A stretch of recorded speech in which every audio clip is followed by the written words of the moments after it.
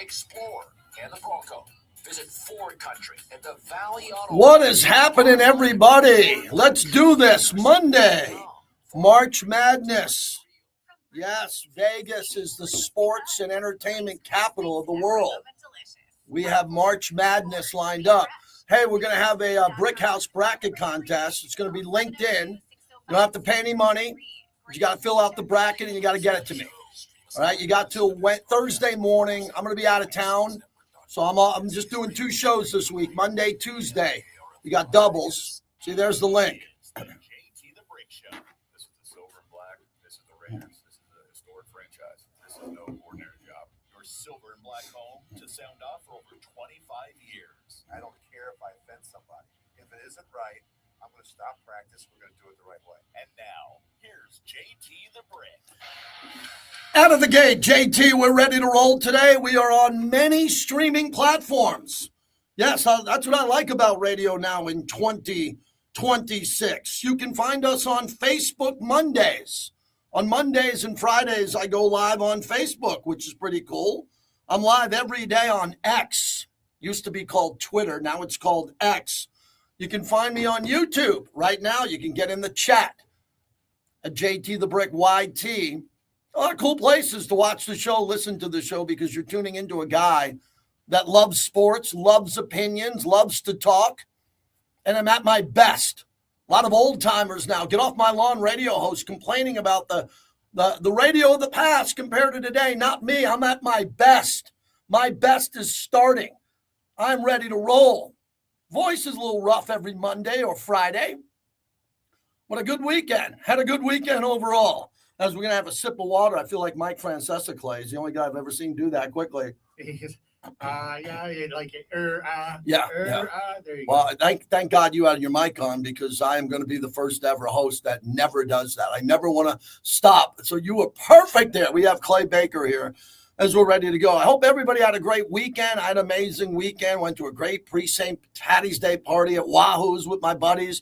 That was fun. Had a couple of cigars, sat by the pool and watched the United States of America beat Dominicana. Oh, that's the focus of the monologue, brought to you by Modelo, the fighting spirit of Modelo. You know, I drink Modelo. I love Modelo. It tastes great.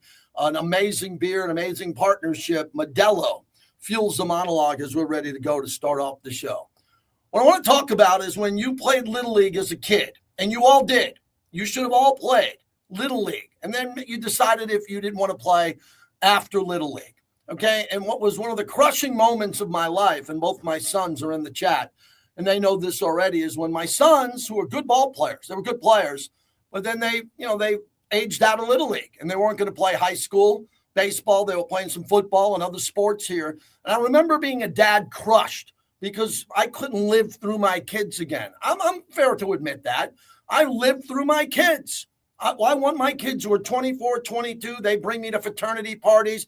They bring me to college football games. I play golf with them. I'm going on a golf trip with my youngest son for a couple of days at the end of the week, right? I want to live through my kids. That's my legacy. It's not this radio show. My legacy is my sons and my family. That's what matters most. The rest of this is all gravy. But when they were playing Little League, I was the guy who tried to coach as much as I could. But I couldn't be the manager or the head coach or the manager because I worked. I did the radio show every night. Baseball was on at night. Sometimes the kids had 5 o'clock games or 6 o'clock games. And for 17 years, I was on Fox Sports Radio from 5 to 9 p.m. or from 7 to 10. And I couldn't be there for every game, but I made most of them, and the practices and all that. And God, my wife was amazing, man. She drove to every stinking practice. Every night, my wife with blankets on in Sherman Oaks or in Vegas, sandstorms out there watching baseball. And I would be the dad. And I would sit there with some sunflower seeds. Yeah, back in the day on a weekend, I'd have a Modelo in a red Solo cup. Yeah, I would do that. And I'd like to be involved. And some of the other managers who were my friends would let me in the dugout, and I'd help in warm-ups because my dad was a great Little League manager. My dad was iconic in North Massapequa, Long Island, as a great Little League coach. So that being said, I learned at a very young age, swing the bat. You got 2 strikes on you, especially in Little League where these umpires are volunteers and they're not getting paid. If they are, they're getting $10 a game back in the day. You better swing the bat. If it's close, if it's on the corners or it's down the middle and a little bit low, you swing the bleeping bat. You don't let the umpire end the game because you with 2 strikes didn't protect the plate. And that's what happened to these hot dog showboating, dancing, Dominicana, look at me, bat flip, bat flip, bat flip, bat flip. What happened to the call strike 3 bat flip? Only 1 bat flip in the game? Oh, no loud Dominican music in the clubhouse? Oh, none of that. You got your ass kicked by the United States of America. Once again, cue the Leonard Skinnerd, and here we go again. We kicked Canada's ass in hockey and beat them, and we just took out the Dominican Republic. And they're a bunch of hot dogs. They're a bunch of showboaters. I heard other people who lead into the show, I can't pronounce them, saying, well, we just want to have fun. No, we don't want to have fun. We want to win. We're the United States of America. We're not here to have fun. The greatest event this weekend was a United States of America event. It wasn't baseball. It was golf.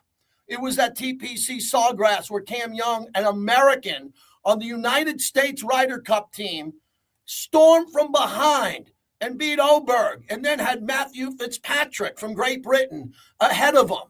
And he hit the greatest drive maybe in the history of golf in a non-major.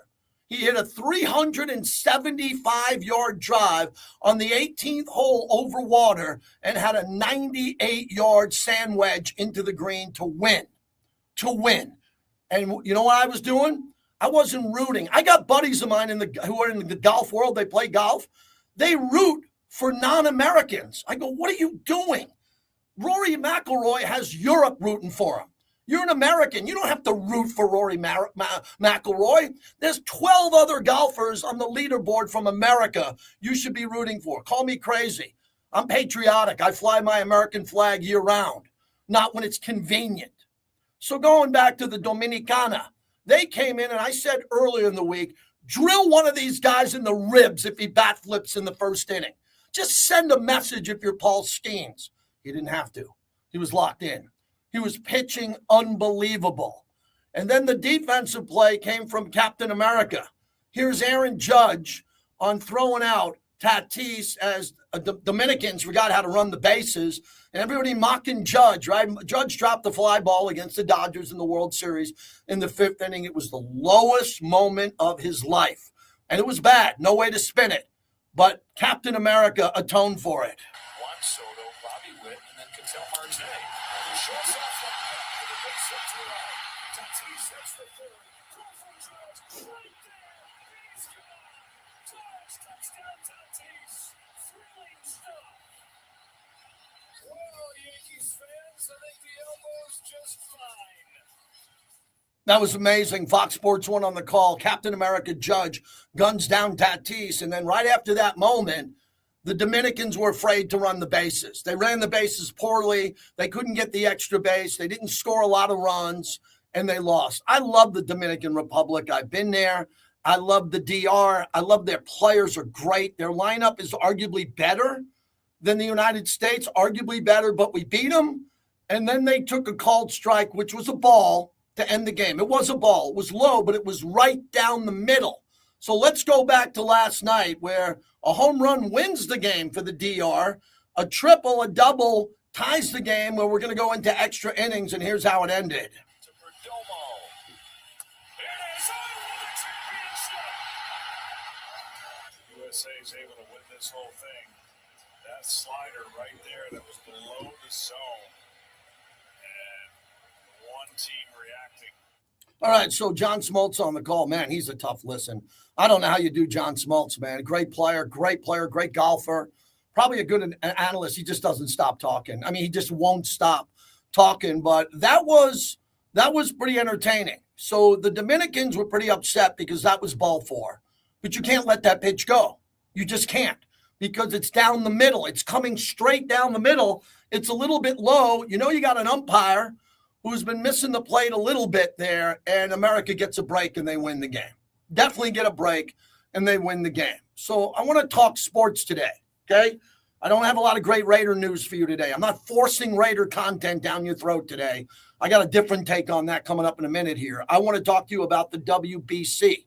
And I want to know if it affected you. Come on, we got baseball fans listening. This chat is filling up here. 702-365-9200 if you want to get through. 702-365-9200. Let's do some sports today. Let's do some sports talk. This is the biggest story here as we have a championship game coming up on Tuesday. So with all that happening there, I loved it. I watched every pitch with my sons and my wife. We were dialed into the whole thing. I thought it was tremendous drama. Is it great for baseball? It helps baseball. I mean, we got meaningful baseball in March. And it takes Mark DeRosa, the manager, off the hook, who didn't understand that they could have been eliminated when they lost to Italy. Man, they dodged a bullet there and were able to pass on through and get going, and they win a 2-1 game. If you would have told me what the final score would have been, I would have said either 8-6 Dominicana or 7-6 the United States. I didn't expect it to be low scoring. But bad calls happen in baseball, and now they're going to have the system in play in the major leagues where you'll get to review it. And, Clay, you would say to yourself, why don't you have that system in place in the World Baseball Classic with the likes of Ohtani eliminated, Tatis eliminated with Machado, Judge, and Schwarber and Harper, where you can challenge a ball strike at that point in the game? And especially with the magnitude of these games, you have to go and have a semblance of stability where you can rely on technology. If you already have it deciding professional major league games, let it be focused on a universal acceptance of this technology. You have nothing to lose. Yeah, that was a big miss. They'll have it next time, as Derek Jeter said after the game. Here's Alex Rodriguez post-game on Fox Sports 1 about the controversial ending to the game. A ball that's about 4 inches down, too close to take. But this is Corey Blazer's hot zone and is down. And sure enough, it lived to his counter report. But you just hate, Poppy, to end a game this big with these type of consequences on a pitch that's not a strike. I got to tell you, if you call on 101, 102 miles an hour on top of the strike, cannot go down there and call that pitch a strike also. I mean, you're expanding the strike zone against this batter and facing a really good pitcher. Well, you can pretty much guarantee they're going to have the challenge system in place for the next WBC, right? But, hey, look, I mean, you hate to end the game that way, but you give credit to the U.S. They not only pitched well, they hit the 2 home runs. They played great defense, whether it was Aaron with the throw to third base. Bobby Witt, how about the plays he made? He saved the run early on by knocking a ball down as well. So, great pitching, great defense. The U.S. deserves to go to the finals. Yeah, they deserve to go to the final there, but letting that pitch go turned out to kill the Dominican Republic. But the Dominican Republic got a bunch of hot dogs. I want to make that clear again. I'm old school. This ain't get off my lawn stuff. This is fact, not fiction. The Dominicans are dancing. There was one point during the game. My wife just shakes her head at me. There was one point during the game in the 7th or 8th inning where there were 2 players outside the dugout. I go, give me the remote. I rewind it, and there's 2 Dominicanas outside the dugout, just standing like outside the dugout. If I'm the ump, I call timeout and I throw those guys out of the game. Bunch of hot dogs, bunch of dancers, bat flippers. Oh yeah, you didn't think I was coming heavy today? You didn't think I was coming heavy today on the bat flippers? Oh, the Latin players who have the best energy, the most fun, they're the best players in the world. They sure like to celebrate, man. Joe DiMaggio, Ted Williams, you're not. Derek Jeter, you're not. You want to sit there? Remember the great Fernando Valenzuela? We all remember him, right? He didn't act a fool in the 6th inning of the game. You put Machado and Tatis on your team, you're going to see some clown shows. You're going to see some clown shows. Plenty of tickets available at Petco for the Padres. They'll be dancing and shimmying after 4th inning home runs to the Dodgers when they end up losing 11-3. Oh, they'll do that. So I'm fired up today. I'm happy for the United States of America. Now, as I learned in college, don't count your kegs before they're tapped. Worst thing the United States wants to do now is celebrate, because when they thought they already advanced earlier in the tournament, sound like they had a couple of big bottles of Camus, a couple of big wine dinners, Clay. Bryce Harper didn't have to play the next game. I had a feeling that they were hanging around and they were sitting back and saying, oh, we don't have to play tomorrow. Let's get a little bit loose. When you make a couple $100 million, you're allowed to drink wine, have steak, stay out a little bit late. These guys need to get to bed tonight early and be ready for Tuesday. Yeah, they were already thinking, like, how do we get chicken wings and beer into the dugout like Yes, the old days? yes. Respect for Italy. Yes. It's weird. We want to win. We want to win this game, even though our tickets punched to the quarterfinals. Because Not exactly. It was not punched, Coach. No, it was not punch, Coach. So I love baseball. I love to see this. As a Yankee fan, I'm very excited for Captain America. God, is he playing well? And is he leading? But look, I'm always critical of Judge, too. I don't think Judge is a vocal leader. I like vocal guys. I like guys that break water coolers and break bats and scream. I grew up with Billy Martin. If you don't know who he is, Google him. I grew up with George Steinbrenner. You should know who he is. Google him. I like that. I like that vibe. The greatness of the Yankees are in its future. Let Paul G. and Harry Ruiz know that. The greatness of the Yankees are in its future, with Judge in his absolute prime receiving zero deferred dollars. Zero. All paid in full. All right, so we got into the WBC. What do you think about the call third strike? What do you think about swinging when you're at the plate compared to looking for a walk? Looking for a walk? He was looking for a walk, and he got banged out. And that's one way to look at it. All right, so in our chat, and you can find it on all my social media platforms, every year I do the Brick House Bracket Contest. We used to do it back in the day where people would mail it into the studio, and we'd get stacks, literally boxes of the serious brackets that people would cut out from the newspapers. We're not doing that anymore. I have a link right here on my YouTube channel at JT the Brick. Just click on the link. You don't have to pay any money. You can just sign up for our bracket contest, and we're going to have good prizes at the end. We got good stuff we're giving away. We're giving away good stuff that I've had throughout my career, and I think some fun stuff you'll like here. My sons are in charge of that, so please click on the link. It's real easy. So March Madness is here. Let me give you my big takeaway on March Madness. I like the chalk. I always do. Last year, I won our bracket contest with Florida. I like Florida. This year, Duke's got injuries. I love Illinois. They got beat in the Big Ten tournament. I think I watched Arkansas for these last couple of days, and Acuff, who could go number one overall. I really like Arkansas. And then you got the Johnnies with Rick Pitino and Danny Hurley losing and getting boat raced by St. John's in the Big East Final. So there's a lot going on here in all of that. I'm just here once again to do my job, is reminding everyone why you should be in Vegas as we begin with the Fraternal Order of the Men in Khaki Pants who are coming in. There are a lot of bloggers and people now who are coming to Vegas with phones, and they're making blog stories about Vegas being down. Some of it's true. I mean, you can't have a real estate boom every day. The stock market isn't at all-time highs every day. Vegas has not had a great year because of a war, a tourism, a lot of things. Canada's not coming the way they used to, but I got a lot of casino partners, and I want my casino partners and my spirits companies to all do a lot of business during March Madness. So we tell everybody, last second, look at a flight. There are deals to be made in Vegas. Look at a flight.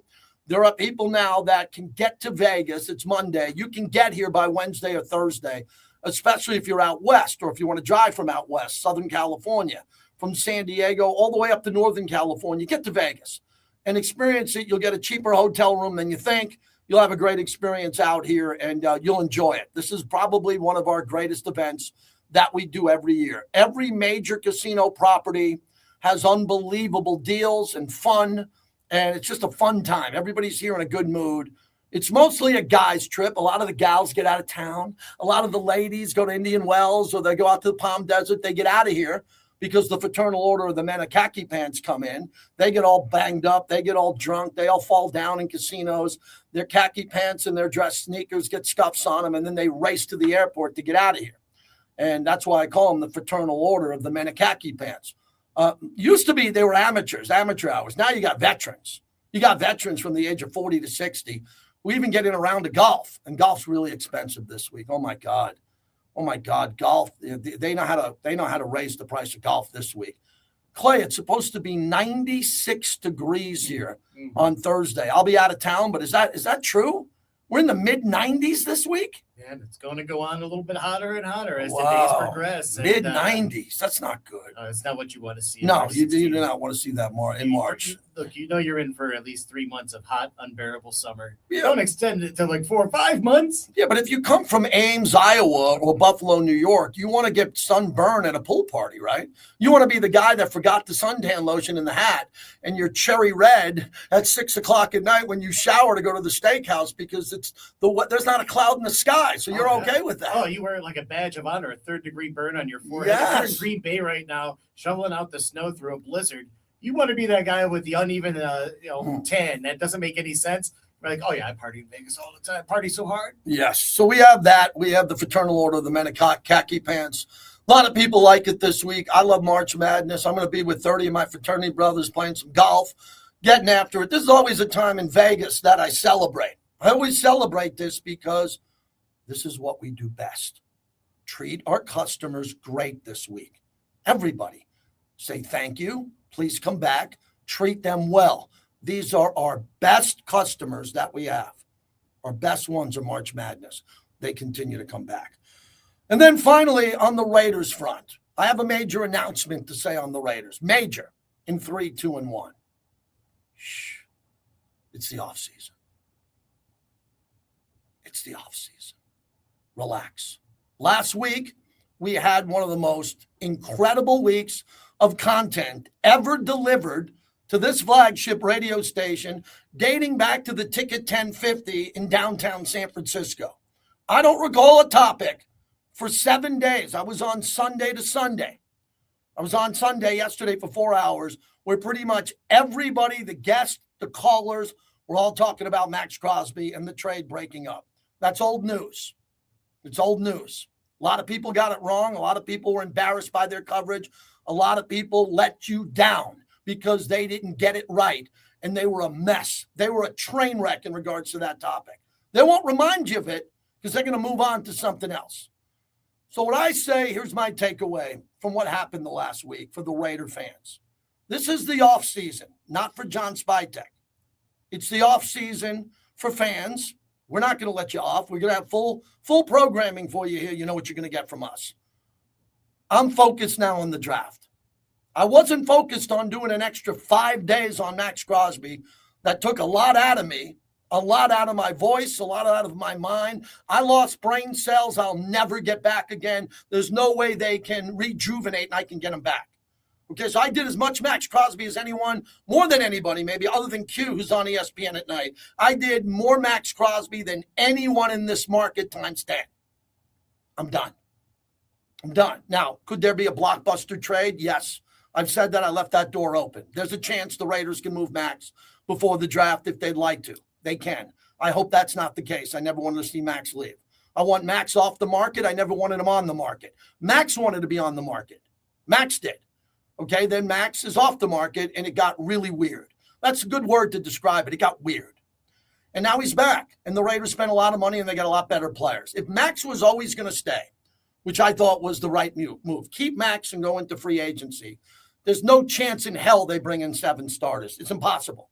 There's no way they bring in that many players if Max is staying. They believed that Max was done in a handshake deal that would have been a deal consummated with the Ravens, so they went out and got everybody. They went out and got 7 new starters, which I didn't project them doing, especially at linebacker, which I'm thrilled. So now I'm going to focus on the draft. Today they signed another linebacker from Indy, special teams guy, depth players. I told you last week, I gave you a hint. I got a hint. I knew this was coming. Not this player, but this signing, because if they're going to play a 3-4, and I'm not saying they are or not, but if they're going to indicate a 3-4, they need more linebackers and they need depth, and they're doing that. So they're bringing in good linebackers, 2 studs, and now they're going to have to fill the depth pieces. So as Clay talked on his morning show about the draft, what's going to be interesting about the draft is we can look at it one of 2 ways. I'm going to go in all in on Mendoza Monday. Today's a Mendoza Monday. So from now through the end of April, this show, have Mendoza Monday. I would appreciate Mendoza calls on Monday, today. But we know this is Captain Obvious stuff. He's going number 1. So now we're looking at the Raiders' 2nd pick overall and what the Raiders could do with that and what the needs are going to be. And they have plenty of needs. They have to add depth all over the place and a couple of more starters. I think the offensive line was a smart move going out and building around a center who's obviously Tyler Linderbaum's a stud. He changes everything, the way they're going to run it, the way they're going to block on the edges, the game plan. Everything changes with Tyler Linderbaum. Did they overpay for him? That's your call. Whatever they paid for him, they set the tone with now a nasty, physical offensive lineman who can block. And you don't have to worry about him, and you don't have to worry about him going, no, you get him, no, you get him. And the two players last year who weren't coached properly up front on the offensive line didn't know who to guard right in front of them.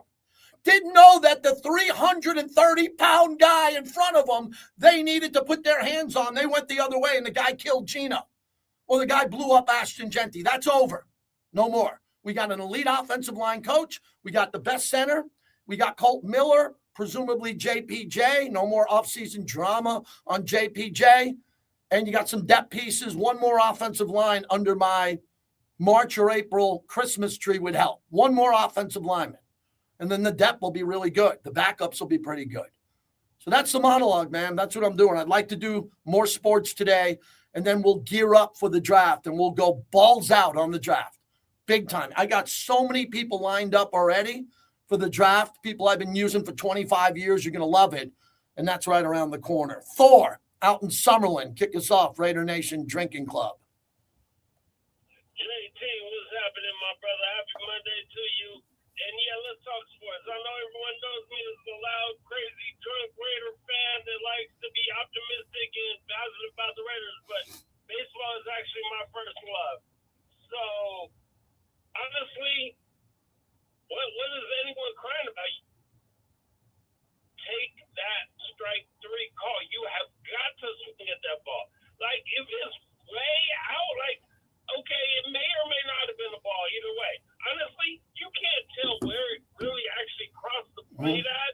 Maybe it touched a little bit of the black, but why would you leave it, especially as a Raider fan, we know this, why would you leave it up to the zebra or the ref or the whoever to make a call of literal millimeters or a quarter inch or something? Honestly, you have to swing at that ball, so that's your bad. Shake it off. You lost the game 2-1, and you're hoping that a ball four gets you on base to maybe scratch out a last-second run, so you're putting it on the next guy to hopefully get a double or something down the line. I don't want to hear it.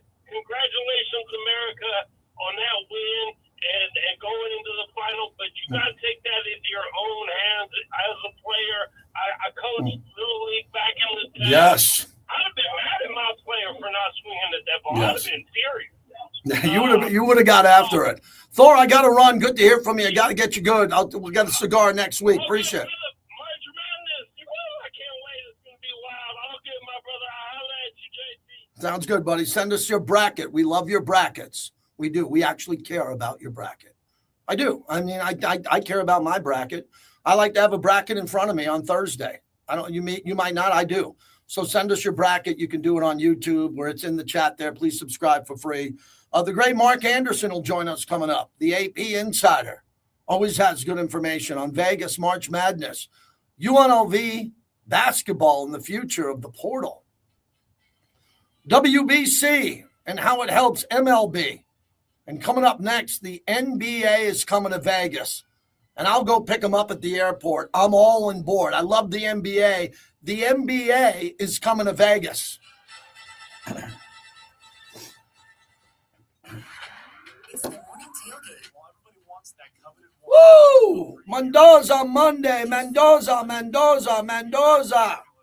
His system doesn't require it in order for it to be good. You can get what you need out of Naylor, Besh, Trey Tucker. You can do what you need to do and be successful with knowing Brock Bowers is your number one pass catcher. The morning tailgate. Weekdays at 7 a.m. on Raider Nation Radio 920. Bricklayer Bracket Challenge. Link at the top of the chat. Bring your friends, have some fun, but always bet on black. Visit their 10 casinos across the valley. Don't let the game get out of hand. Please bet responsibly. How we doing, chat? How's everybody in there? Ex-Jet Scouts said that. All right. radioactive gas that gets into homes and increases. I gotta hydrate again, man. I gotta hydrate. Jeez. What am I doing? Where's my bottled water? So the only way you know if your radon level is elevated in your home or office is by testing. To get your free test kit, visit our website with a new interactive map to find a pickup location nearest you at www.extension.unr.edu/radon. 21,000 people die of lung cancer each year, and Nevadans are at a higher risk. If an elevated level of radon is found, there are ways to reduce it and lower the risk of getting lung cancer. Get your free test kit today. Visit our website with a new interactive map to find a pickup location nearest you at www.extension.unr.edu/radon. Sponsored by the University of Nevada, Reno Extension's Radon Education Program, and aired in cooperation with the Nevada Broadcasters Association and this station. This is JT for Las Vegas's premier cigar lounge, La Casa Cigars and Lounge at Tivoli Village. You're going to be blown away like I was when I stepped into their walk-in humidor. Over 500 cigar labels to choose from. Plus, they feature one of the largest whiskey, scotch, and bourbon selections anywhere in the valley with live local entertainment 7 nights a week. Great place to watch football games. Check it out at lacasacigars.com. Attorney Matt Hoffman with Battleborn Injury Lawyers. When you're injured, you don't just need a lawyer. You need a partner who understands what you're going through. At Battleborn, our attorneys don't just handle your case. We walk beside you every step of the way. We meet with you personally from day one. We actually answer your calls, and we keep you informed. Don't settle for a law firm that ignores your calls and makes you feel like a burden. Choose Battleborn Injury Lawyers. Call 766-1400 for a free consultation. That's 766-1400. At Battleborn, your battle is our fight. This Lotus Cares message is brought to you by Subaru of Las Vegas. March celebrates March Madness. International Women's Day. March Madness. Yeah, we got March Madness in Vegas. The Americans won the gold medal in the Paralympics hockey team, so it's the first time the U.S. owns all 3 gold medals in hockey. That's pretty cool. I'm worth more. That's really cool, isn't that? We completely agree. At GiveMeTheVin.com, you are worth more, and your car's worth more. And we want to pay more for good cars that Give Me the VIN, because they are worth more, and so Okay. And remember, if we don't beat it, A nice group of people in here. We welcome some Facebook people. We don't do Facebook every day. It's too much. Too much. Facebook people just want to say hi, happy birthday, post a couple ice cream sundae pictures. We don't want to overwhelm Facebook every day. But we are live on Twitter, X, and we are live on YouTube. Thank you. And we're live on the radio. Yeah, I would think, Tony, that Mendoza is working under center. I would think he's doing that right now. I don't think he's going to be under center much. I mean, I don't think in the NFL now you're under center much. But he's going to have to be under center on 1st and goal at the 1 with a fullback. With a fullback in Hayward and Genty, he's going to have to be under center. But I don't know. I don't think he's going to be under center on 3rd and short and 4th and short. And I don't think he's going to be under center a lot. I could be wrong. The first day of baseball at Circa Resort and Casino. Visit CircaLasVegas.com for more information. Power Shift by NV Energy. It's all about taking savings to the next level. Check it out. These products and services save. Yeah, I'm excited for the Masters, too. I'm going to be playing 4 rounds of golf. I got a round of golf on Thursday, Friday, Saturday, and Sunday. Take savings to the next level at nvenergy.com/. Yeah, play action, they'll be under center. But again, the entire league is mostly not under center. Mark ready? Mark's ready. Mark Anderson. Mark Anderson is ready. By PTs, the best happy hour in town, 5 to 7 p.m. and midnight to 2 a.m.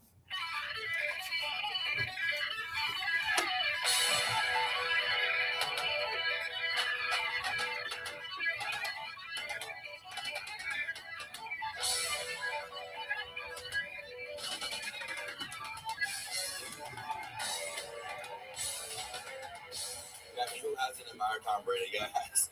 I mean, more Super Bowl rings than anybody. So that opportunity would be fantastic. Tom Brady, I believe, is the greatest quarterback of all time by a wide margin, and to be able to have the opportunity to be mentored by him would it would mean so much, and especially to learn. And I'm all about learning. So from day one, I got to learn a lot. It's gonna be a long journey, and to potentially have a mentor like that be pretty impressive and pretty meaningful. Yeah, a little Mendoza Monday.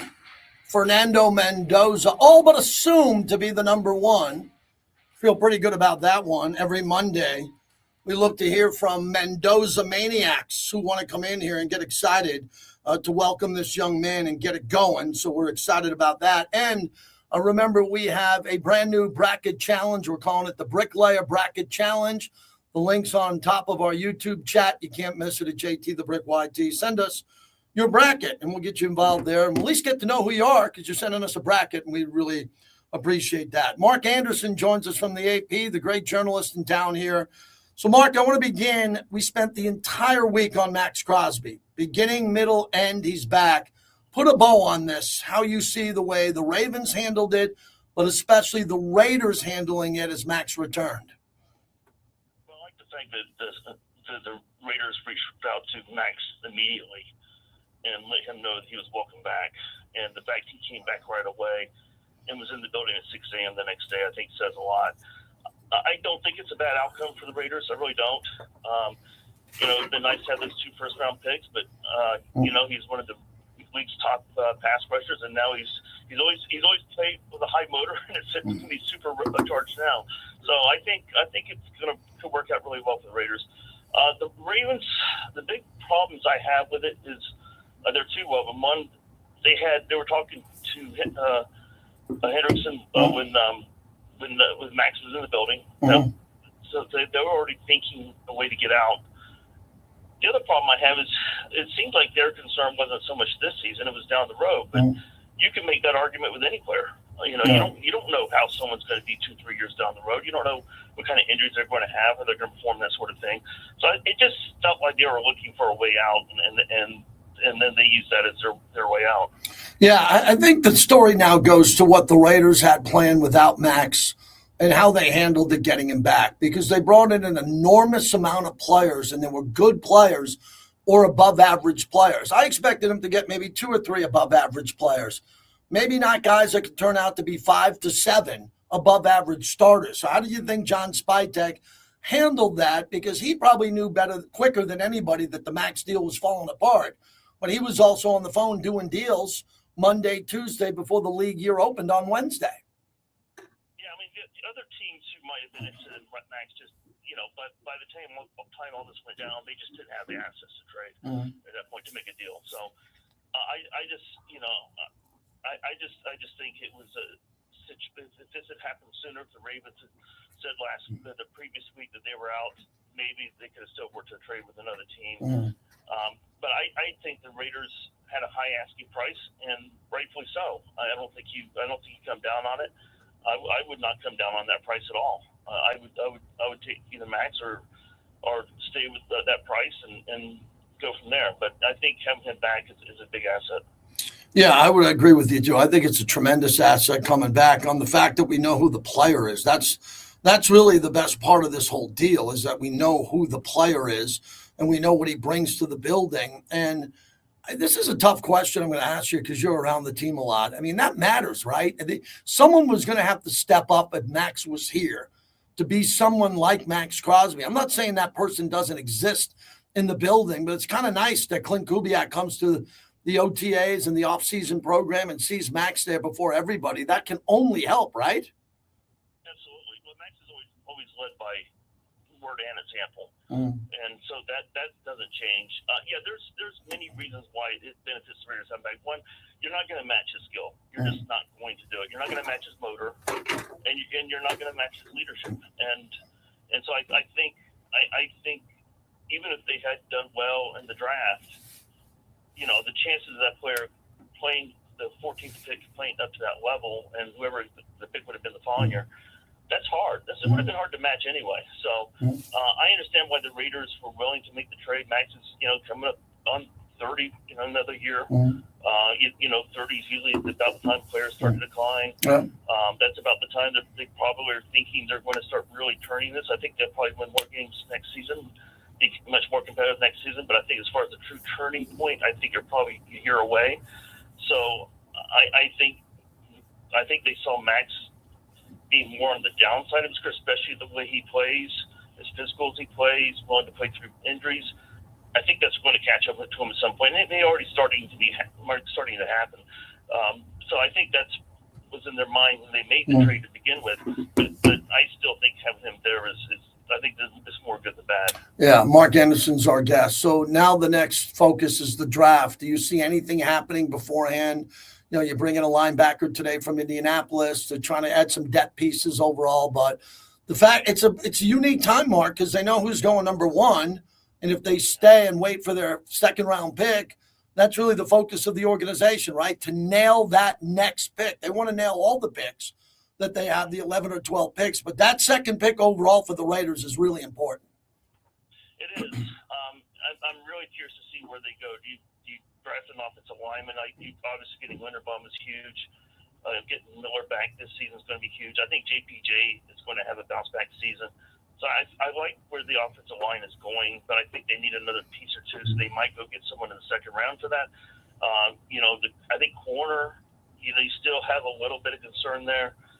You could go, if you have a great corner, second round, you get someone there. A wide receiver, I know Jalen Naylor, they think the world of him.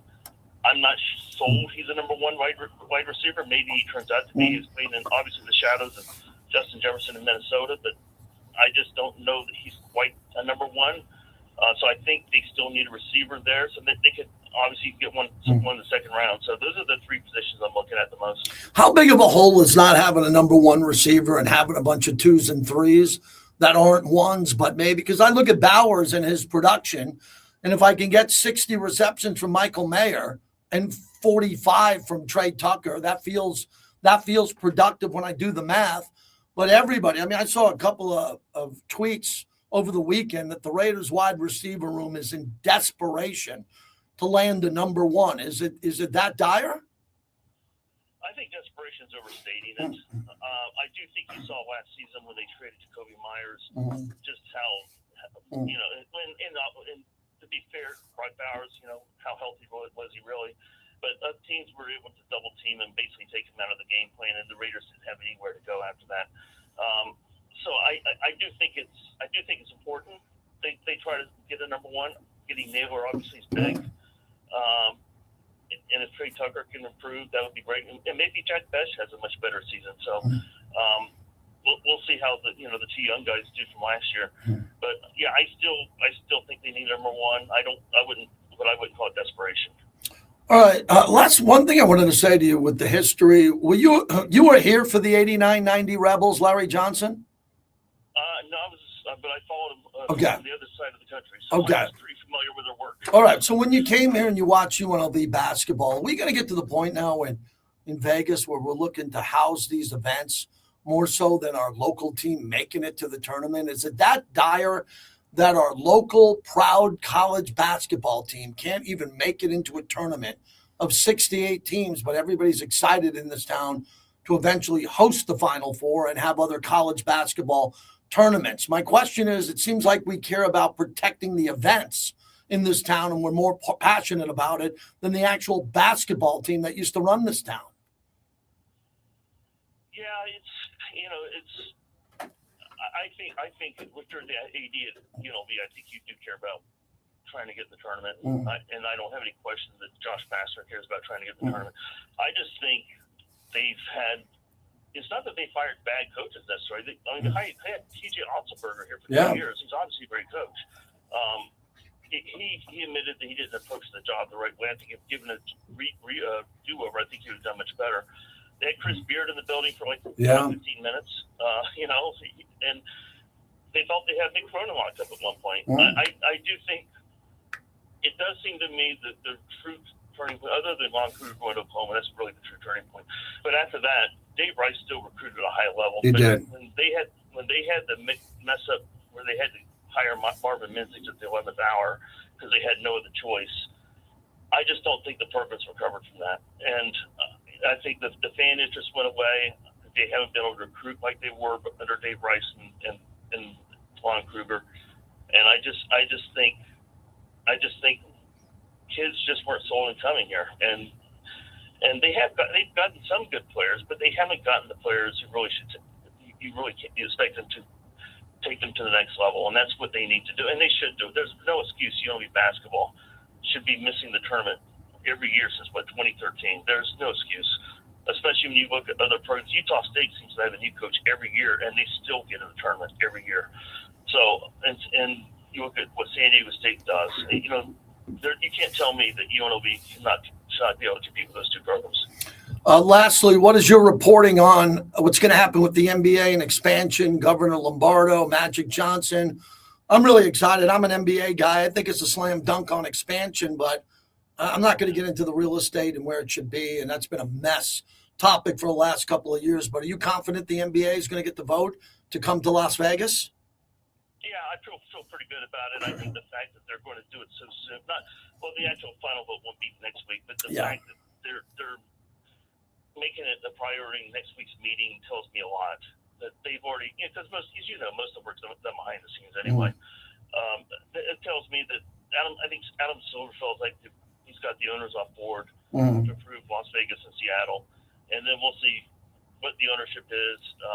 There will most likely be a new building. From my understanding, there's Bill Foley, especially if he's not part of the ownership group, will not allow the new NBA team to play in T-Mobile Arena.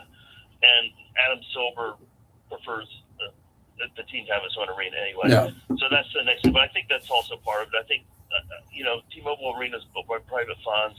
My suspicion is the next arena will similarly. That I don't think they're going to get public help other than, this what goes around, putting in traffic lights and, that sort of stuff around the building. But as far as the building itself, I think it's going to have to be privately built. That's a big deal. I mean, if the price for the NBA is what it looks like, and the Raiders got a deal, and I think the Golden Knights in hindsight got a deal, and the A's, whatever their deal is going to look like, but it doesn't look like there's going to be that big of a deal here when you come in with expansion. It's going to cost a lot of money. I know the ownership. I think LeBron is going to be a part of the ownership group, but still, that's before they even break ground on an arena and the location. It's going to be a pretty expensive idea here for sports, but I think it'll work because the NBA works in every city where that's a tourist city. And a lot of people come here just to visit for the night or the weekend or a convention. And those are the perfect customers to bring to an NBA game on top of the local fan base. Yeah. I mean, you look at what the Summer League has done, it's just the way that event has grown and how many people show up for that, especially early on when, you're going to see some of the top players coming out of the draft. It's actually an electric building for the first couple nights, knowing the kind of players you're going to see. And the fact that that's been so well supported tells me the NBA is going to be well supported too. Take care, my friend. Busy week coming up here. We'll start reaching out to you heading into the NFL draft with Mendoza. Thank you. Sounds good, JT. Thanks for having me on. You got it. Mark Anderson, great to have him on every Monday. We kind of flip-flop him with Harry Ruiz. Like to put them in that first slot on Monday to kick off the show and get it going. Look, for the NBA, people have been asking me a long time would the NBA work here. I have one of the craziest NBA stories of all time when I was here during the NBA All-Star game. It was a unmitigated disaster. It was one of the worst Clay experiences in Las Vegas sports history. It was a disaster. It was a black eye. It was a black eye. This is completely different. This is a new team. It's not a standoff one all-star weekend where everybody was dining and dashing at every casino restaurant, not paying their bills. It's the first time ever in a remote that I was not scared. I won't use that word, but I was concerned. I did the show from the Hard Rock back then, Virgin now, the Hard Rock back then. I was in their upper lounge. Everybody knows their lounge. They had the center bar and then they had the lounge. And I was there doing a show and it started off and it was kind of okay. And then by the end, about a half hour to go, it was just chaos and people were just running around. Vegas was turned over. It was like someone walked into your house and turned over the kitchen table during dinner over, Thanksgiving. It was that big of a disaster. I think we learned a lot from that, Clay, and it'll be different with the local team. The city was never the same ever since, especially in the casino industry. They made sure that they changed their security policies to make sure they watch people, make sure people weren't crowding the gaming tables only to steal people's chips and being turned over. And a lot of things changed. But yeah, there was a I was there then stories because it was absolute chaos and the Strip had no plan for it. But things have changed since then, and I don't think we'll ever go back to that. We will never go back to anything like that. We'll never go back to anything like that, but that was interesting. When the NBA does come here, what's going to happen is we're going to throw another team here, which is going to cost a lot of money to go see them play. A ton of money. So you're going to have to decide if you can afford season tickets or a suite. Most people can't. You're going to have to figure out, can you buy a PSL or whatever it's going to be? I have no idea. But it's going to be very expensive. But that's what happens in big boy cities that have multiple sports teams. But the NBA will work here because the league loves Vegas. We know that from Summer League. The league wants to be here for entertainment, and they want a team here because all the players want to be in Vegas on the road multiple times a year. It'll work. It'll work really well, I believe. 702-365-9200 if you want to get in. That's a good topic today also. That's another good topic today. Do you like the idea of the NBA coming to Las Vegas formally and getting the deal done? We don't have to dive into the weeds on the real estate and the building, but just overall, would you pay to see the NBA in Vegas? Would you line up to go to multiple games? God, I would. I love the NBA, but most people now have a problem with the sport.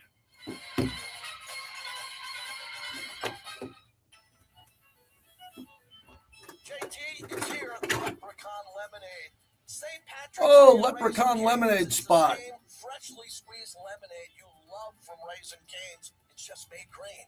For a limited time, celebrate with Leprechaun Lemonade. And as always, delicious chicken. No WBC calls. I got a big sports radio show. I've been on for 50 minutes, and no one's called in on the freaking WBC. This is lame as shit. Totally lame that there are no baseball fans, as I'm in Vegas, a baseball town where a lot of baseball players live, man. We narrowcast so much. We need to broadcast more, man. I'm gonna beat that till it's dead. We need to do more sports in March and April, man. We need to talk about sports, not special team linebackers. Count me out of that. Count me out of that. But we did sign a good linebacker. Wink, wink. At DeCastro Law, we've spent decades hoping injured Nevadans take back their lives. We never back down. We never give up. We're the DeCastro Brothers, and we have your back. Together, we win. BrothersWin.com. At DeCastro Law, the brothers have your back. BrothersWin.com. Modelo is an official cerveza of the Las Vegas Raiders and the JT the Brick Show. Modelo Especial is a rich, full-flavored Pilsner-style lager, delivering a crisp, refreshing taste, brewed with fighting spirit since 1925. Suzuki got hurt in the Japan game yesterday. I did not know that.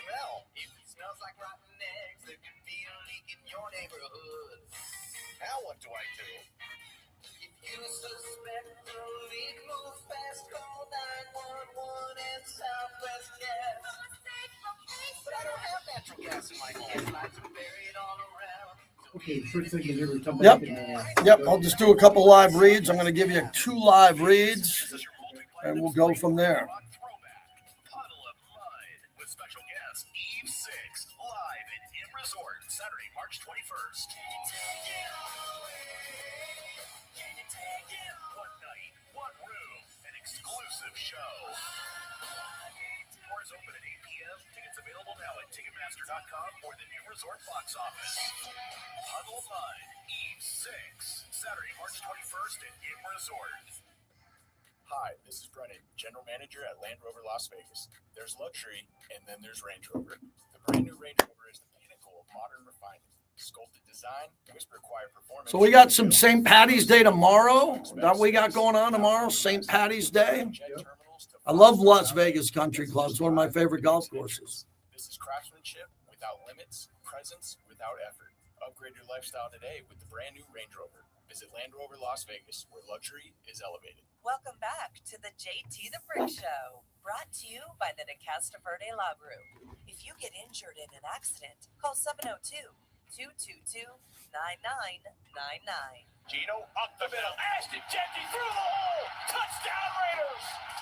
Deuce in the end zone. The Raiders pay off the opening drive.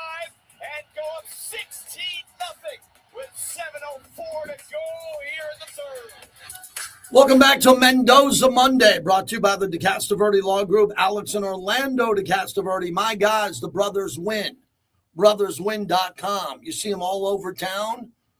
Their egos are in check. They're good men based on the legacy of their dad and his vision to build a law group, several locations here in the Valley. And if you get into an accident, and I hope you don't, and you get injured, get safe, get to the side of the road, don't take a lot of phone calls. Contact the brothers, brotherswin.com. You can call them direct at 702-222-9999 as we continue. We got a brand new Bricklayers bracket contest. We'd like you to fill it out. It'll take as long as it takes to fill out a bracket electronically. You can go to our YouTube link. It's right there in my bio on all my platforms. Just sign up for free. We don't need $20 from you. We're not asking for money. Easily could. We would not. Want this to be free. We got some good prizes.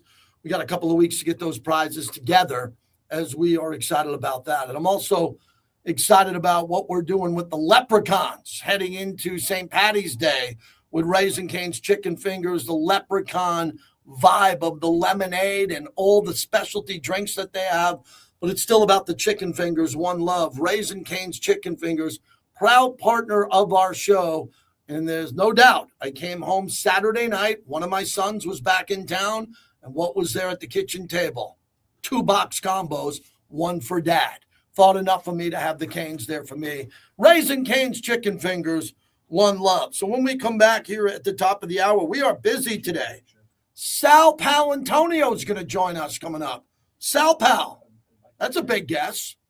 I've been reaching out to him about trying to get him to talk about this Max Crosby situation. He's really dialed in. And Josh Alper from Pro Football Talk coming up next. He's got a lot of good content out there. Greg Rosenthal tomorrow. We're lining you up to get you the best content of free agency and the draft. Modelo is an official cerveza of the Las Vegas Raiders and the JT the Brick Show. Modelo Especial. All right, let's spend some time in here. Let me read some Final Four at Allegiant might be interesting. There is a Final Four coming up to Allegiant. It's going to be great. Plumbers, HVAC techs, contractors, and DIYers. McFadden-Dale Industrial Hardware has the tools, parts, and supplies to power your next project. Open early and stocked with everything you need. Stop by South Decatur near Russell. Yeah, is he on hold? I didn't know that. Yeah, I'll get him first.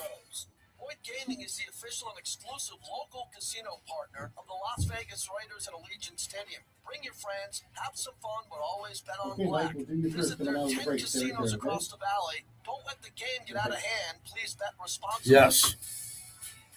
This Lotus Cares message is brought to you by Subaru of Las Vegas. March celebrates Women's History Month and International Women's Day, celebrating achievements, promoting gender equality, and supporting organizations like Girls Inc. and the Global Fund for Women. Find out more on Instagram at #Women's History Month. Okay, we got Josh Alper coming up here, and then we're going to have Sal Paolantonio. That's a good show. Community, Subaru of LasVegas.com. An accident isn't just an accident. NBA expansion is a big deal, man. Oh, we got Hacksaw tomorrow at 105. Lee Hacksaw Hamilton.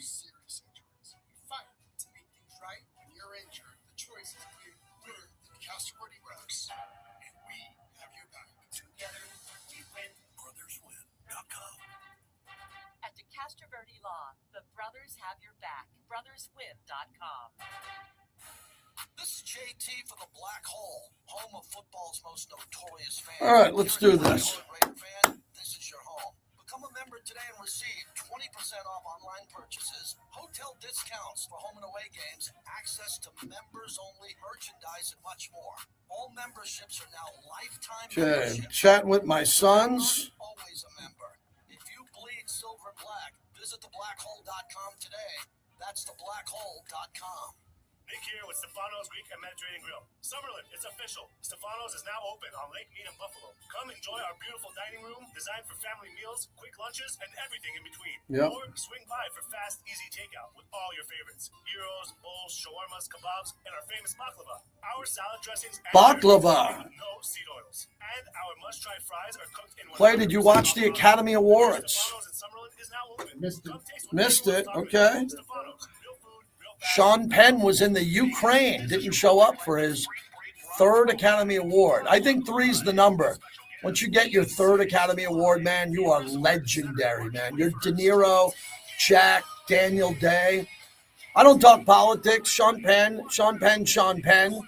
Look, I'm not here to talk politics. I'm here to talk about movies. Sean Penn's a brilliant actor. He was great in that movie, and he wins the Academy Award. I wasn't a big fan of the movie Sinners. No, I'm happy I didn't go to Maui. I know what was going on in Maui. Maui's coming up in June or July. We're going to Maui. You know why we have to go to Maui? We got to get out of Vegas because it's going to be like 200 degrees. If it's going to be 97 degrees this week, in July and August, it's going to be like 121. I have a feeling. Yeah, not a fan of Jimmy Kimmel. Used to like Jimmy Kimmel a lot. Tell you one thing. I watched Jimmy Kimmel's monologue back in the day every night. It was good. And then he just got politically psycho. No matter what your politics are, he's just a psycho with politics. Can't believe how many people tune into late night comedy shows for that much politics. That's why I watch sports documentaries. All right, when Mikey's wrapping up his call, Mikey's up there. We'll get Josh Alper up. Go live again at Raider Nation Radio 920 AM, our brand new YouTube page. Subscribe to it today. Your afternoon Raiders fix with your boy Q on Unnecessary Roughness from 2 to 5 on Raider Nation Radio 920 AM KRLP Las Vegas. It's the JT the Brick Show. You just get up every day and you take one step at a time and you keep going and you show up. We have a big mountain to climb, but we're not trying to do it all in one day. Your silver and black home to sound off for over 25 years. It's really important to me that we're a gritty team the way that they were back in the old days. It's nothing that we say, it's what we do on the field. All the little things that win that have nothing to do with ski. And now, here's JT the Brick. Welcome, everybody. March Madness. We're all over hoops. Yes, we're going to do a lot of hoops. I'm off Wednesday, Thursday, Friday. Vinny Bonsignor in for me later on this week. So a little getaway here, middle of the week. There'll be many more coming up. I want to start off now, Raider off season coming up, but there's no off season with the draft. And looks like Mendoza coming. Josh Albert in a minute. Mikey in Staten, Italy starts us off this hour. Thanks for waiting, Mikey. Go ahead. Hey, JC, I'd just like you to know all your listeners are playing for second place. I put my bracket in. Yes. I got Michigan. I have Michigan beating St. John's. Hey, JT, if St. John's and Purdue were equals ranking-wise going into their tournament at the ACC and the Big East, how does Purdue jump to the 2 spot and St. John's stays on a 5 or even backed up? I just don't understand. Last year we didn't get in. We got in. We lost to Arkansas, a great Calipari coach team. Yeah. This year, that's the team I'm going to talk about. He has a point guard that's going to probably be the 1 or 2 pick that can carry his team there. They got senior backcourt. They got some size, and they got a special guy in their part. They're a 4-speed. I would not want to play them. That's my Cinderella team, well, as much as it could be. But St. John's, I know it's going to come down to one of these games when Penn from the Ivy League are hitting every 3 out of the building, and then they can't come back. They have to play with the lead, JT. And JT, one last thing. What round do the Raiders take another offensive lineman? Yeah, thanks, Mikey. I'm not a big fan of them getting an developmental offensive lineman. I was hoping that the Raiders would kind of take care of business in free agency. They did by getting Tyler Linderbaum. I'm sure the Raiders are going to find a way. I'm sure they're going to get a draft pick and an offensive lineman. Look, if there's a first-round offensive tackle, first-round grade, and John Spytek is picking in the second round with that first pick, and they have an offensive lineman with a first-round grade, I got no problem with that. Take the offensive lineman and load up. The more offensive linemen with skill sets and upside for Fernando Mendoza's career here, I'm good with that. I'm good with all of that. But the point is that, the Raiders got to get a receiver too, and the Raiders need a corner. They got to get a couple of things, but the developmental players on the offensive line, we got a few of them already. So this offensive lineman that the Raiders do take, if they do take that offensive lineman in the second or third round, he's got to be ready to play. And that's going to be hard. I don't know how you're going to have a guy be ready to play over some of the depth offensive linemen that the Raiders already have. I don't know how to explain that with you. So it's going to be very interesting to see what happens there. If you want to get through, we should be talking to you. It's March Madness. It's USA Baseball. It's the Raiders free agency and the draft. I need to wake you up every Monday. I shouldn't have to. So jump on in. 702-365-9200. 702-365-9200 is our number if you want to get in. But this offensive lineman, there's still offensive linemen in free agency and the prices drop. But I'm not that in depth with how good the remaining offensive linemen are, because in theory, the Raiders probably only need one more. If they're going to go with JPJ, Colton Miller, and obviously Tyler Linderbaum, that's 3 of the starting 5. I would believe that the Raiders think that they have one of those starters already in the building. One of them. If you want to make Jordan Meredith a guard, you think DJ Glaze is good enough to be a starter at right tackle. If they feel that way, then you're looking at maybe just one more offensive lineman. Then everybody gets pushed to the backups. And then you have to have depth pieces. And this team's going to need depth on the offensive line. Colton Miller's been getting hurt a lot. I mean, is anybody penciling in Colton Miller for 17 games? I'm not. I hope so. I think he's a hell of a player. Wouldn't it be great if Colton Miller could play one healthy year and make it to the Pro Bowl? How about this year? If he's completely healthy to get to the Pro Bowl and play at that level, that would be great to see. I would love to see him play at that level. But in order to do it, he's going to have to be, again, he's going to have to be on the field. If he's not on the field, then I don't know what to tell you. Because then you got to go to the backups. And the backups for the Raiders on the offensive line are not very impressive to me in regards to the rest of the league. They're just not. And that's where we're standing right now. We're waiting on a guest, so we're open if you want to get through. 702-365-9200. Mike in Vegas. Thanks for waiting, Mike. You're up next. Thank you. It's my pleasure. One thing I'd like to comment on in that baseball classic, the Dominican players acted as if they were at a disco or something, drinking and dancing. That was very unprofessional. And also, I would like to say, so far, the Raiders are making some good pickups in the offseason. As they get a couple of draft choices and trades, hope their win total will go from 3 to 7 or 8. That's what I'm hoping for next season. Yeah, I would hope their win total would get to 7 or 8. Can you imagine another year with all these good players only getting 3 or 4 wins? That'd be a disaster. Yes, it would. So I am looking forward also to this tournament. There's going to be some great teams. There's definitely going to be some upsets. So I don't know who to pick for the national championship. Well, we need people who are going to pick the national championship. Thanks for the call, Mike. I need people to pick their brackets right now. If you're just joining us live, we have a brand new bracket contest. First one ever for the Bricklayers. That's what we call our YouTube followers. Right there on the YouTube link at JT the Brick YT. Fill out a bracket. I'm into bracket contests every year that I've been in for 20-something years. You know I don't gamble. I've never placed a bet. But this is an asterisk. I do on this. This is $20, but I throw it in as a donation for a bracket contest. I don't bet at the window. I don't bet on the app. I just don't. You can. And betting responsibly is supposed to be important. What makes March Madness so nuts and makes it so crazy are there's so many amateur gamblers who like to lose, to be clowns when they're out here for March Madness. They're not here to win. They're here to sit with their buddies in a bucket of beer at a casino and bet every game. You're not supposed to bet every game. You're supposed to bet the games you have a little bit of knowledge it might win. And you're supposed to make some money. But what happens is here people get intoxicated.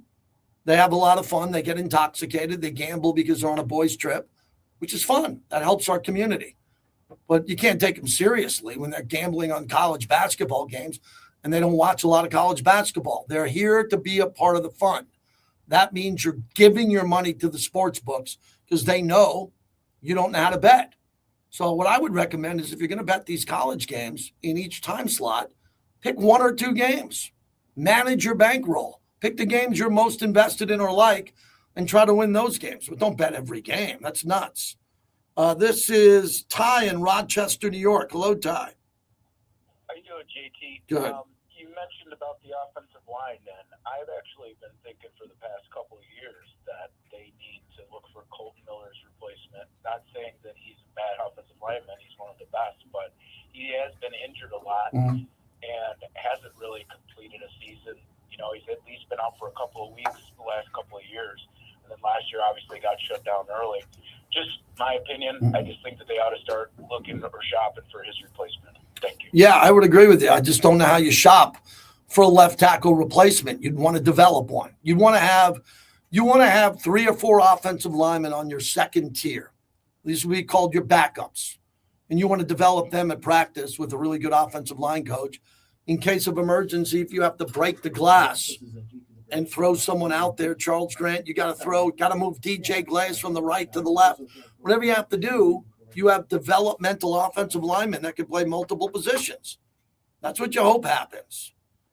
Nice to talk to Josh Alpert from Pro Football Talk, kind enough to join us here. And Josh, I've been asking all the guests probably over the last week, what was your takeaway from what happened with Max Crosby with the Ravens coming back to the Raiders and how that was handled?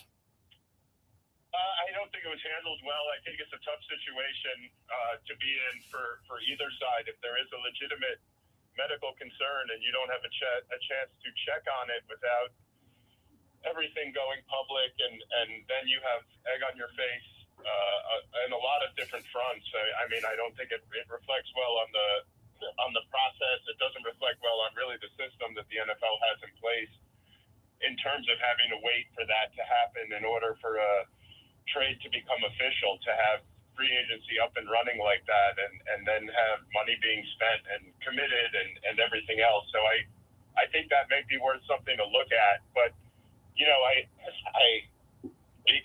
there is a fishiness to the situation. There's a fishiness to the Trey Hendrickson signing coming right after Max Crosby falling apart because, you know, I think that there are a lot of people who would say you'd rather have 2 first-round picks and Hendrickson at that money than Crosby. But, I do think you have to take the Ravens at their word that, you know, there was a medical concern. There was a real concern there that, you know, forced them to back out. And I think the upside for the Raiders is you have Max Crosby on a better team with a better supporting cast, if that's the way things go. Yeah, it looks like a better supporting cast because the Raiders had so much cap space they were able to bring in several new players in order to bring Max Crosby back, and it didn't crush him financially. Is that the takeaway for Las Vegas with Mendoza coming in, presumably at number 1? Yeah, and I think if you take the Mendoza and Linderbaum and Dean and all of these moves that have been made to strengthen a team that could have a chance to take a real step forward. I think the idea that they're going to jump into the playoffs might be a bridge too far. But if Mendoza, who is a very experienced quarterback, and we've seen that with some of the more recent college quarterbacks who spend a longer time in college, that they're more prepared to handle the day-to-day of an NFL quarterback job than some of the younger players we've seen in the past. I think that's a very good sign for the Raiders because if you have Crosby with a defense that looks, you know, better on paper around him, what can that mean in terms of making a rookie quarterback's life easier? It should make it a lot easier than it would with, a Crosby-sized hole on the edge. I know you wrote a little bit about the Jets and Nahshon Wright, the corner, but Justin Fields is the newer news, the big story going to the Chiefs. I think that's a good move for Kansas City as they wait for Mahomes to come back, and it's a great move for Justin Fields, but he's not a starter anymore, and he had a window to be a starter, and now Geno Smith will be the starter. What does that say about Justin Fields? Is he damaged goods? Is he just now a backup from here on out? Well, he's damaged goods, but I think if you're going to go to a place to be resurrected in Kansas City, if he, let's say he gets the first few weeks of the season to start, and Andy Reid knows that. They decide in August, Patrick Mahomes, we're not going to bring him back until October 1st, let's say. We're going to go with Justin Fields until then, and you're going to have Andy Reid and Eric Bieniemy building an offense around what he can do well. If he does well in that, I don't think you can rule out another shot at the starting job. You know, Malik Willis this year, Sam Darnold, guys get more chances. There's more, need for quarterback than there are quarterbacks to fill them. I don't think he's going to make good on that, that draft status necessarily. But if you are going to move into this stage of your career where you're a possible starter, possible backup, I can't think of a better place to start that off than with Andy Reid, except for, perhaps Sean McVay or Kevin O'Connell in Minnesota. Josh Alper's our guest. Catch all his columns at Pro Football Talk. Just go to NBCSports.com. They have a link for all of it. What do you think about Mike Evans with the 49ers, considering what they need to do to counter the moves of the Rams and their secondary to have a big-time red zone weapon when they go wide for Brock Purdy with George Kittle and McCaffrey out of the backfield?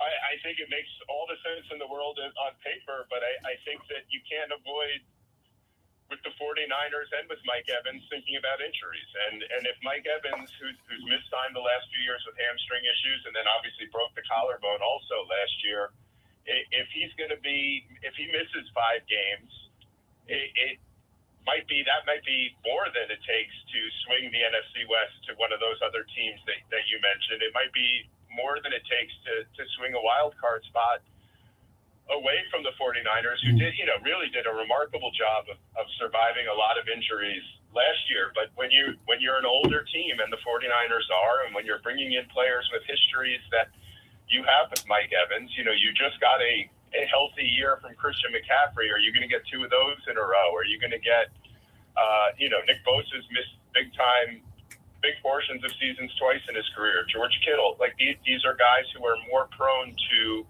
breaking down than younger players might be.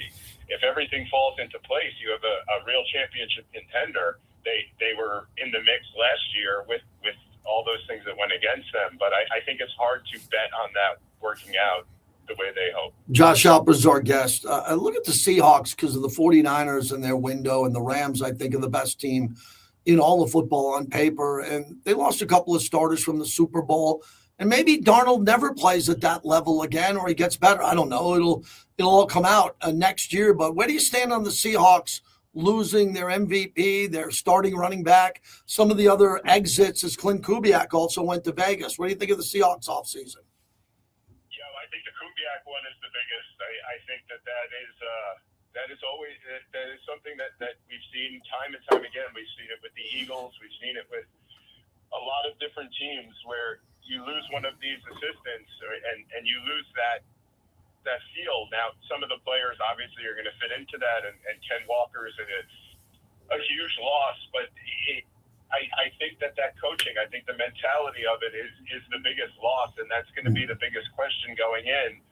Are they going to be able to just keep things rolling with someone else, or are you going to see what happened with the Lions and the Eagles this last year, where you lost this offensive coordinator who probably didn't get enough credit for everything that went right the year before? I think the Seahawks can bank on the defense being really good, and that's obviously a huge plus, and it buys you some time to work out kinks, but it is hardly a sure thing, as history tells us. It's hardly a sure thing that transition is going to be a smooth one, and the NFC certainly has a lot of teams ready to pounce. Josh Alper, as we wrap it up, Pro Football Talk, do you like what's going on with Harbaugh and the Giants, the fits, the losses that they've had, the Ravens that he brought in? Does it look like the Giants can hit the ground running? It should. They should. If Jackson Dart is the quarterback they think that he is, I think that's a team you have to put into the mix of playoff contenders. It's a little bit of, it's not quite the old Eagles dream team, but it's a lot of free agency, it's a lot of turnover. But with a bunch of veteran players, John Harbaugh has the full offseason to install what he's doing with a lot of guys who know what he's trying to do for a franchise that's as thirsty as the Giants. It all seems to add up to a real chance to make some noise in the NFC East. Lastly, how you handling the hype for the draft coming up? Mendoza going number 1, and then after this, as you pound out your research and get closer and closer to the draft at the end of April, does it look like a weak draft, a strong draft? Is there a category you think that we should concentrate on after the quarterback goes number 1? Well, it seems to be tilting very defensive heavy. And I think that's something, especially with these edge rushers, that is something that, you're looking for that next wave. I think the last few years we've had it with quarterbacks. All of a sudden we have all these interesting young quarterbacks in the league, and now we need the teams to react with defense.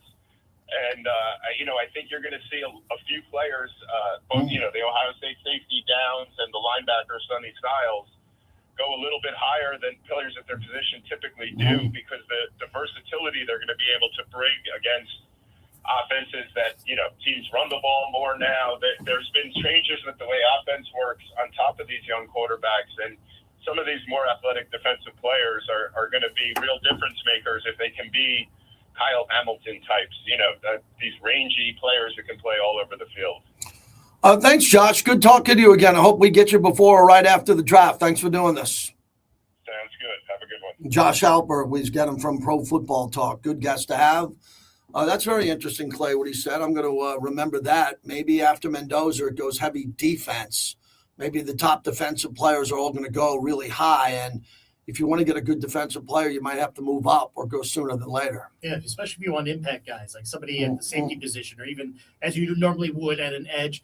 But as you brought up earlier in the show, and you're right, like linebacker's still going to be a need, like added depth, other guys. If you just kind of like look at the center of the field getting exposed over the past 2 seasons, Rob Leonard's not going to allow that to happen.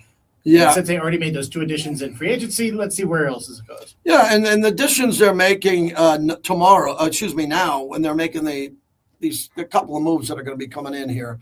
One earlier today with a linebacker. I think the Raiders now have to really focus on spending what remaining money they have left. The remaining money they have left to get depth pieces at cheaper prices. That's it. That's what John Spytek needs to do now. He's got the team to do it. So they're looking at the remaining free agents and saying, well, we don't have to get that player, but the price is going down. We have the money to do it. And I talked to a former executive today about this topic is don't be surprised if some high-profile Raider players restructure their contract. There's 2 obvious ones, wink, wink, to restructure their contracts here. 2 of the leaders of the team to open up more cap space for the Raiders if they choose to need it.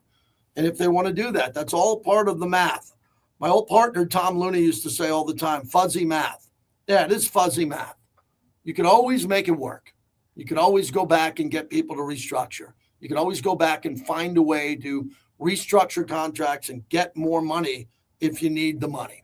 You can. And I think the Raiders are in a really good financial spot. And they're in that financial spot because of some bad things that happened over the last 4 or 5 years. The team has not played well. Okay, the team has not played well. Pretty much everybody who had something to say in football operations has been fired. Everybody has been let go since this team moved to Las Vegas, mostly because of personnel problems. You can talk about the coaches all day long. Is Josh McDaniels a bad coach? Go look at his trophy collection. He didn't coach well. He was not a good head coach. I'm not saying he's a great head coach. Very good coach, respected. Didn't work. It was really bad. Pete Carroll, legacy coach, one of the greats of the last 20, 25 years. Out. Could have got fired in season. They gave him to the end of the year. That didn't work. Now they get Clint Kubiak, who really is the prize coach that most people would have wanted. And he wasn't going to be available to a lot of different teams. Does he take it because of the Tom Brady connection and the first pick overall? Well, we'll find out eventually. But he's got a good opportunity. They were hiking at Red Rock. The coaches and the scouts were out there hiking, having a bonding day, not too far from me. On this side of town, they left deep Henderson to come out to Red Rock and go hiking a little bit. Nice job. So everything's moving along very nicely. When we come back, Sal Palantonio is going to join us. And also the update from Shams Charania from ESPN on the NBA voting for expansion next month. I think this is a huge topic, a topic that we should own here on this channel. See, I'm wearing a Golden Knights hat today, everybody, because I talk sports. I talk hockey. I talk March Madness. Okay, we want to get some non-Raider fans in here, non-Raider fans into the show to get them to talk sports. That's what I do. That's what I do this month. I do it in June and July when you hear me here in August. And then when we get to Raider season, we're engulfed in Raider content. Almost 7 days a week, 6 for me. So now we want to kind of open up the flower and talk more about sports. I know you can do it. You're not asked to do it much, but I know you can do it. And then you can do it with me tonight on my other platform, 8 to 11 on Mad Dog Sports Radio. But this is March Madness, and no one does it better than Vegas. And there's a lot of promotions that we have in the building. Go to lvsportsnetwork.com to see them all. All the appearances, where our talent will be, and what they'll be doing. There's a lot going on. You want to be here for it at lvsportsnetwork.com.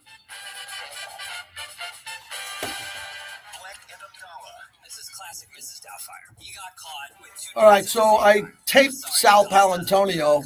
I did Sal Palantonio yesterday. We're going to play him now. So I'll leave that up here so you guys can listen, gals can watch, or just listen. It's a good interview, and then after that, I'll sayonara. I'll bail a little bit. Hey, did everybody hit like, please, and subscribe? Need you to subscribe now. I need you to be a part of this bracket contest we have, the Bricklayer bracket contest. My son's put that together. It took him a little bit of time, so please do that. Please do that. Bring your friends, have some fun, but always bet on black. Visit their 10 casinos across the valley. Don't let the game get out of hand. Please bet responsibly. March into adventure at Centennial Subaru. It's the perfect time to upgrade your drive with the capability, safety, and reliability Subaru is known for. Right now, lease a 2026 Subaru Forester for as low as $249. All right, we're bundling Subarus, Clay. We're bundling Subarus. Let's bundle them.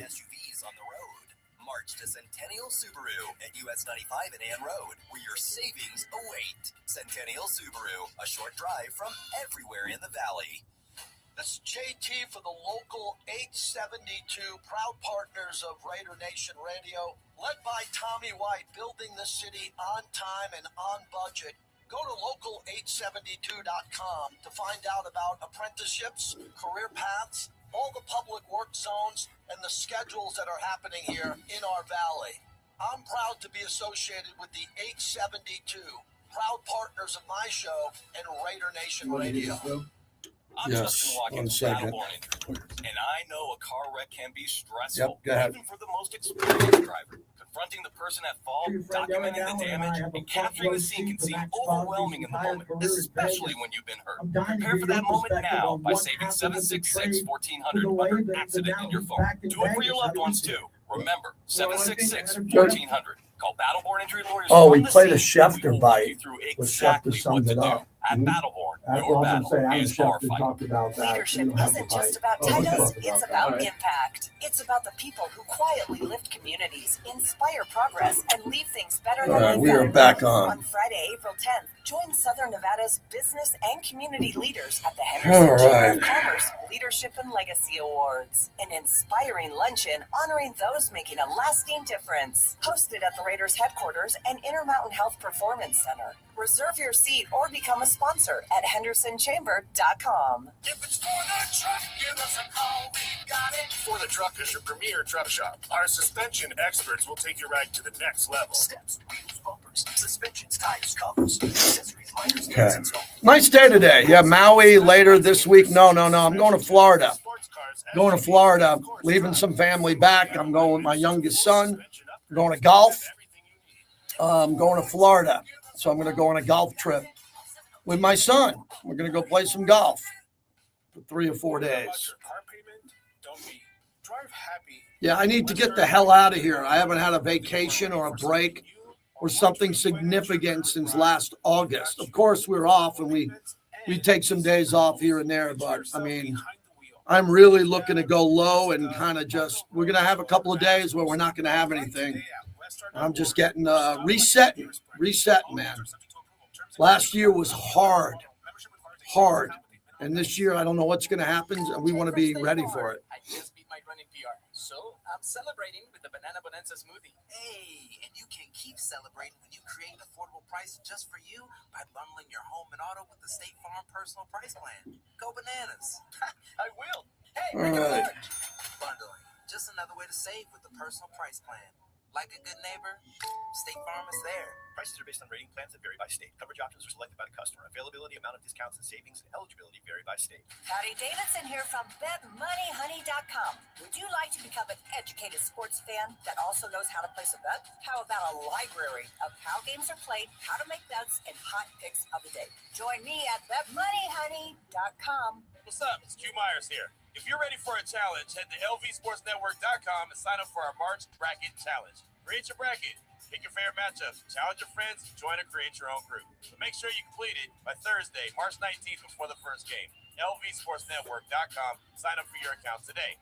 The real question is, can you beat me? Even if you can't, you can still win the cool prizes because I can. The money, the VGK tickets, they're all yours. Our contest is brought to you by our friends at Paul Paddle Law. Go to LVSportsNetwork.com. Welcome back to the JT the Brick Show, brought to you by M Resort Spa and Casino, the official hotel of the Las Vegas Raiders.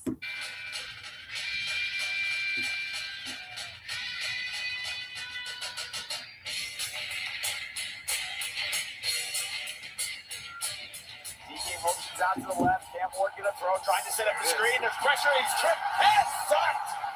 Max Crosby got him from behind. Malcolm Kuntz was right in front of him. There are extra bodies there, too. And a third sack and a half for the Raiders defense, and it's a 3 and out. Let's see some more 3 and outs coming up. Raiders look like they have a new ramp defense with some dogs coming in from Georgia. JT, back with you. You know, ESPN's coverage of what happened with Max Crosby, a lot of it was really good. Adam Schefter had some good information on the renege of the deal, what happened there. I thought he did a great job up front with this. Reported on the deal happening, then the deal falling apart, and what he saw there. And I don't like the way the Ravens handled it, and I thought he covered it well. The Ravens did not handle this in good faith, and that's a problem. We're thrilled to bring in Sal Paolantonio from ESPN. And Sal, I want to begin. First off, great to talk to you. And you know, myself and your friend Eric Allen, we have a front row seat every week for what Max Crosby does on and off the field. Take me to your views of what happened with Max Crosby from a Raiders perspective and how Baltimore handled it. Well, I think Adam Schefter laid it out perfectly, JT. I think the bottom line is the Ravens looked at it and said to themselves, are we better off with Trey Hendrickson and 2 first-round picks? Or are we giving up the 2 first-round picks and getting Max Crosby off of surgery? So, I mean, listen, Max Crosby is an absolute game wrecker. He's an absolute difference maker, no question about it. But if you're the Ravens and you realize, listen, we can get Trey Hendrickson and we can use 2 first-round picks to bolster the offense to help Lamar Jackson, you got to believe that they're in a much better position. Because when you look at it, I like to pull the lens back. Pull the lens back in the AFC particularly. And look at what's happened in the AFC in the last 2 years. The AFC has been steamrolled in the last 2 Super Bowls. Defensively, the Eagles blew up Patrick Mahomes and the Chiefs, and then Seattle blew up Drake May and the New England Patriots. Matter of fact, last 9 Super Bowls, the AFC has only won ones that have been started by Patrick Mahomes or Tom Brady. No other quarterback has won a Super Bowl from the AFC. Mahomes is coming back from a knee injury. Brady's in the broadcast booth helping out the Raiders. So you look at the AFC teams, and they're all looking like, well, you know, this championship window is open. This Super Bowl window is open right now. Whatever we got to do to make sure that we take advantage of Lamar Jackson, Joe Burrow, Josh Allen, these quarterbacks who've been on the doorstep of winning a Super Bowl title but never gotten it in the AFC, they got to be thinking to themselves, these teams, whatever we have to do to jump into the Super Bowl conversation while this championship window is open, we have to do it. And I think the Ravens looked at Crosby and thought it was too much of a gamble. Sal Paolantonio's our guest. And what does it say going forward, Sal, about the legal tampering period on Monday, Tuesday before the Wednesday new league year? If a team like the Raiders and John Spivak can bring in 7 to 8 new players, literally 7 new starters, and then have to take Crosby back after spending all that money. Fortunately, the Raiders still had the cap move to bring Crosby back. But what happens if 2 or 3 teams next year wait for the start, agree to terms, and then pull back one out or want to change this handshake agreement going forward? Could this happen? Well, you know, I think let's take that question in 2 parts. It's an excellent question, JT. No question about it. Part 1, Raiders. Raiders are in a pretty good spot. I love Fernando Mendoza. I think he is an absolute difference maker in the making at the quarterback position. He is tough. He's a playmaker. He's a great leader on and off the field. He's going to change the culture overnight for the Raiders. And under the tutelage of Clint Kubiak, with Tom Brady looking on from afar, maybe not so far away, I'm sure that Brady's going to have Mendoza on speed dial and vice versa. And they're going to be talking all the time, going through film. How would you like to be going into your rookie season with Tom Brady as your mentor, side by side during off-season workouts, training camp, and the like? I mean, Mendoza goes into one of the best spots possible. And Kubiak is a really smart coach.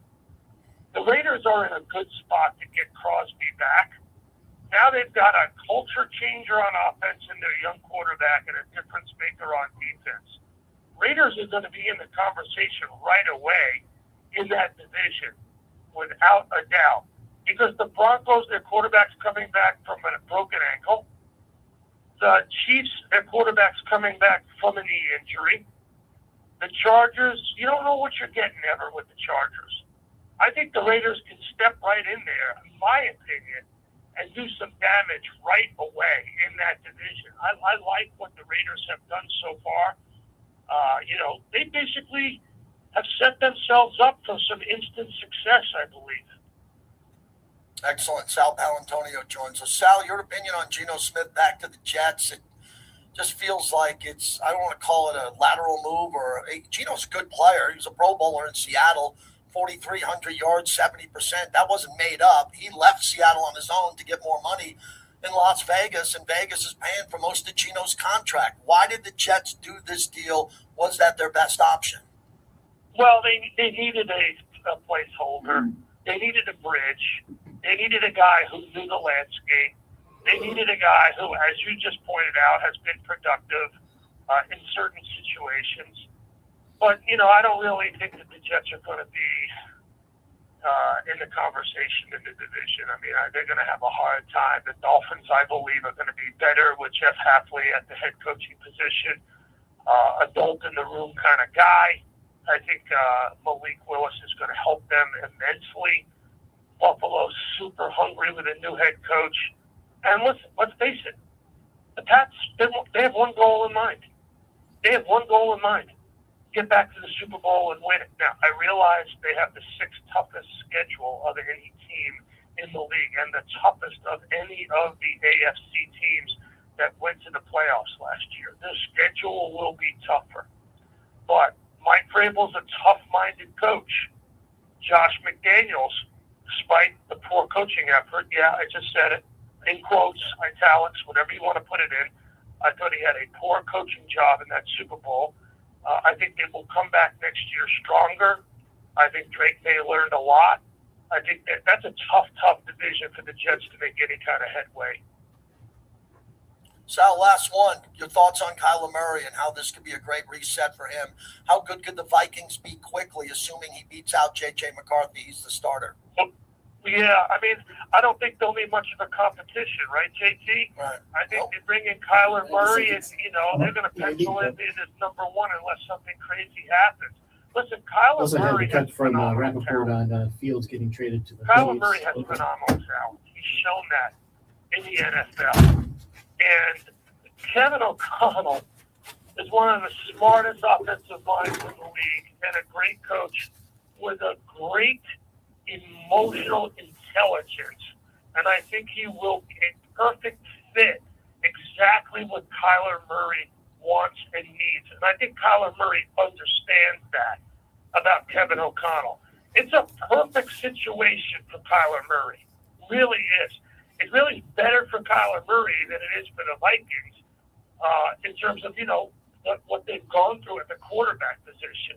If Murray can go back to the way he was playing at some point in his NFL career and get better with a wide receiving core there in Minnesota, and then, of course, the complementary football that they play defensively because of the scheme of Brian Flores, how they blitz quarterbacks and do it so effectively, that's going to set him up with shorter field position because of Flores' ability to get to other quarterbacks to turn the ball over.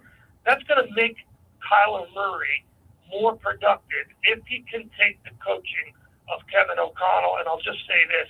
If you can't take the coaching of Kevin O'Connell, you shouldn't be in the NFL. Thank you, Sal. Have a great off season. There isn't much one. Hopefully we can talk to you after the draft. I always appreciate talking to you. JT, anytime, man. Good questions, good conversation. Thanks for having me on the show. Thank you. Sal Paolantonio. How good is Sal Pal? Nice interview to have with him.